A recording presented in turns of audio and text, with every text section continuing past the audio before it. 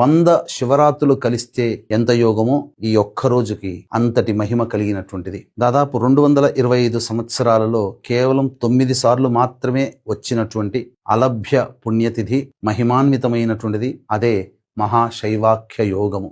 కృష్ణ చతుర్దశి, ఆరుద్ర నక్షత్రము, అలాగే సోమవారం కలిసినటువంటి రోజు. ఇటువంటి రోజు పరమేశ్వరుడు సదా ప్రసన్నుడై ఉంటాడు.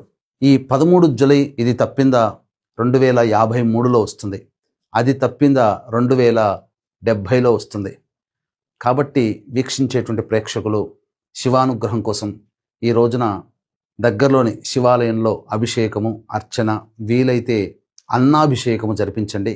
మీ సంకల్పం కార్తీక మాసం లోపల ఆ పరమేశ్వరుని యొక్క దివ్య అనుగ్రహంతో తీరుతుందని చెప్పవచ్చు. అలాగే మహిమాన్విత అరుణాచల క్షేత్రంలో కానీ, శ్రీకాళహస్తీశ్వర క్షేత్రంలో కానీ మన పీఠమాధ్వర్యంలో మీ జాతకరీత్యా కలుగు విద్య, వివాహ, ఉద్యోగ, దాంపత్య, అనారోగ్య సమస్యల నివారణకి, శత్రుబాధ, ఆర్థిక బాధలు, జనాకర్షణ, ధనాకర్షణ, విద్యాప్రాప్తికి, అలాగే సుదర్శన హోమం, సరస్వతి, దక్షిణామూర్తి హోమాలు, వివాహం కోసం స్వయంవరకళా హోమము, లక్ష్మీ హోమము, రుద్ర హోమము, తిల హోమము అనేటువంటిది జరిపించి కరుంగలి మాల ఇవ్వడం జరుగుతుంది.